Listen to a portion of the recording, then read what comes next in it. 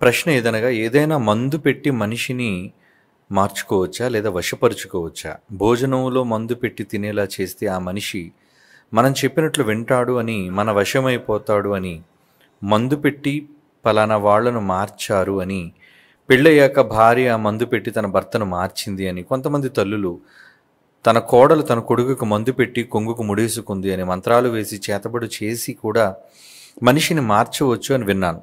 మీ క్రైస్తవులైన వారు కూడా వీటిని నమ్ముచున్నారు, నిజం అని చెప్తున్నారు. అసలు వీటిలో నిజం ఎంత? బైబిల్ వీటిని సమర్థిస్తుందా? దయచేసి తెలియజేయగలరు అని అడుగుతున్నాడు.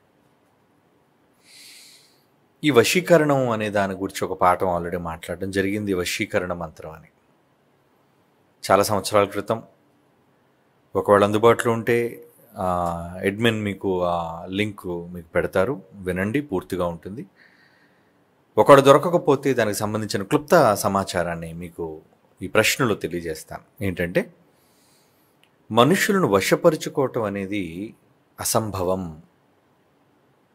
ఎలా సంభవం అంటే, లోకం అనుకుంటున్నట్లుగా ఈ మూఢనమ్మకాలు కేవలం భారతదేశంలో మాత్రమే ఉంటుంటాయండి.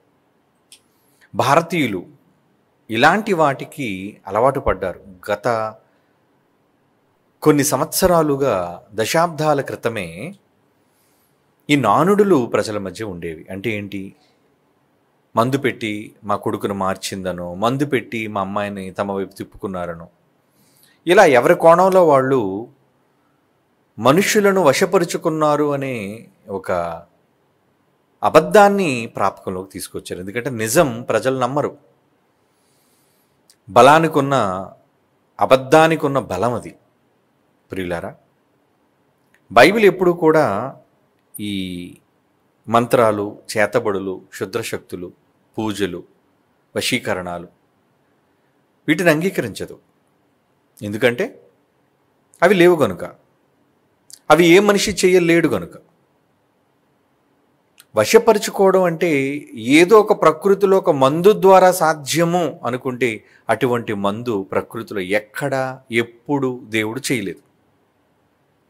ఎందుకంటే సృష్టిలో ఏది ఉన్నా అది ప్రపంచ ప్రాచుర్యంలోనికి వస్తుంది. ముఖ్యంగా ఈరోజు ప్రపంచవ్యాప్తముగా దేవుడు చేసిన ప్రకృతిని వాడుకుంటున్న వాళ్ళు ప్రపంచ మనుష్యులందరూ ఉన్నారు. అన్ని విషయాల్లోనూ వాళ్ళు ఆహారాన్ని స్వీకరిస్తున్నారు. దేవుడు అందరి కోసం చేశాడు. అందులో మంచిగా తీసుకునే వాళ్ళు ఉంటారు, అలాగే భిన్నంగా దాన్ని వాడుకునే వాళ్ళు కూడా ఉంటారు. అంటే ఇలాంటి సందర్భాల్లో మనం గుర్తుంచుకోవాల్సింది ఏంటంటే, దేవుడు మనుష్యుల కొరకు ప్రకృతిని మంచినే చేశాడు. ఏ రోజు చెడును ఆయన చేయలేదు. కానీ మనిషి దాన్ని వక్రీకరించుకున్నాడు. మాటల ద్వారా, అబద్ధాల ద్వారా, ఇటువంటి వాటిని ప్రాచుర్యంలోకి తీసుకుని వచ్చి మనిషి లేనిపోని కల్పనా కథలను ప్రచారంలోకి తీసుకురావడం ప్రారంభించాడు.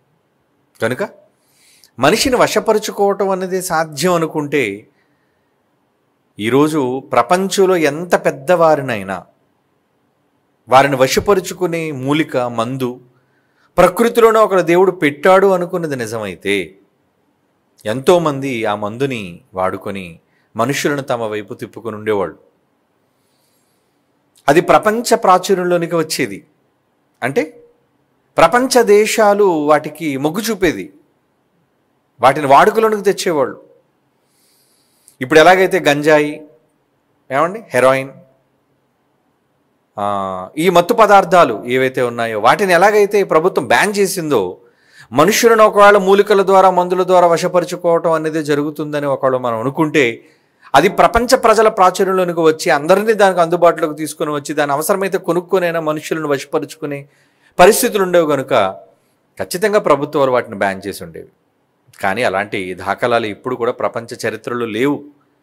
అంటే అవి లేవు అని అర్థం. మరి మనుషులు మాట్లాడుకున్నవి ఇవన్నీ కల్పితాలు, అబద్ధాలు. ఏమంటే వశం చేసుకోవడం అనేది ఉంది, ఎలా? వశపరుచుకోవటం ఉంది, ఎలా? నమ్మించి వశపరుచుకోవటం, అమాయకమైన మాటలను చెప్పి మభ్యపెట్టడం, ఏమంటే ఒక వ్యక్తి చెప్పే మాటను వింటూ వాళ్ళ వెనకాతలే నడుస్తున్నాడు అంటే ఏంటనమాట? వశపరుచుకున్నాడని కదా అర్థం. అతను ఏ మందు పెట్టలేదు, కేవలం మాటల గారడి. ఏమండి, ఈ లోకంలో ఎంతోమంది, ముఖ్యంగా మన భారతదేశంలో కూడా ఎంతోమంది దొంగ బాబాలు ఉన్నారు. దొంగ బాబాల యొక్క ఏమంటారు, వాళ్ళ నేరాలు వెలుగులోనికి వచ్చినా సరే ఏమండి, వాళ్ళు కోట్ల రూపాయలు స్కామ్ చేయటం, వాళ్ళ శవాలు కూడా వాళ్ళ కుటీరాలలో దొరకటం, ఇటువంటివి జరిగిన ప్రజలు ఇంకా వాళ్ళు నమ్ముతున్నారు, ఇంకా వాళ్ళు ఫాలో అవుతున్నారు.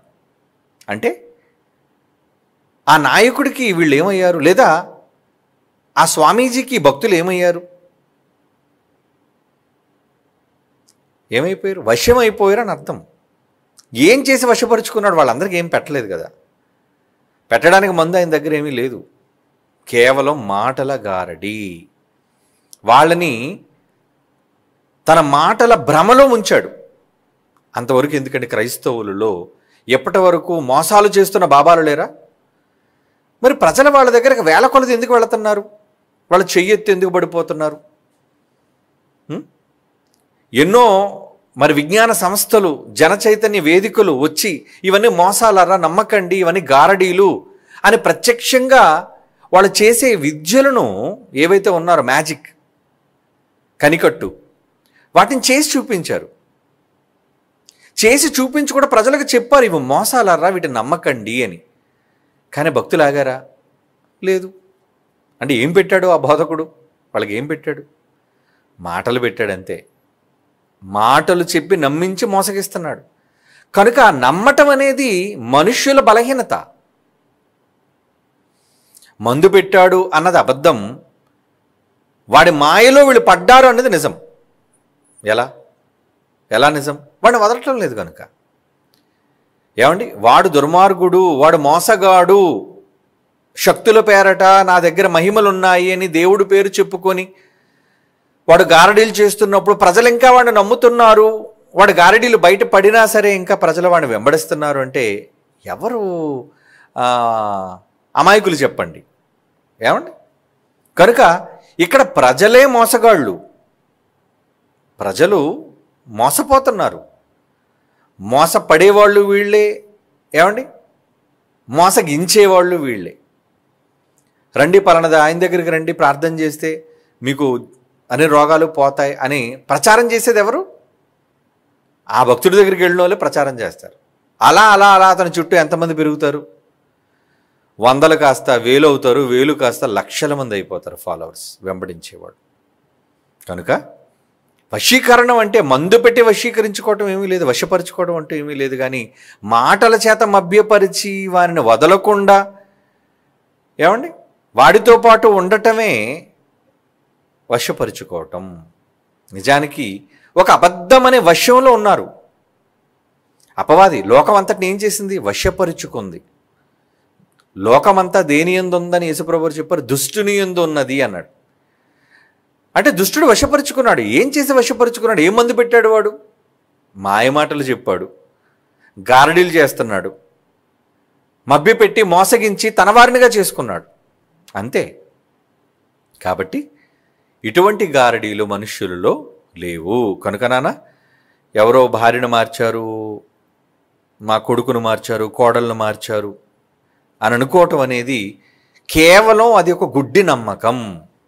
అటువంటిది ఏది కూడా శాస్త్రీయంగా మందు ద్వారా మనుషులు వశపరుచుకున్నారు అన్న దాఖలాలు, రుజువులు లేవు, ఉండవు కూడా. ఎందుకంటే దేవుడు అలాంటి వాటిని ప్రకృతిలో చెయ్యలేదు. ఏనా అర్థమైందా? కనుక అలాంటి వాటిని మీరు నమ్మవలసిన అవసరత లేదు. బైబిల్లో దానికి సంబంధించిన ఎక్కడ వివరాలు, ఆధారాలు లేవు. గనుక ప్రపంచంలో ఉన్నది అబద్ధమే అని మనం నమ్మాలి.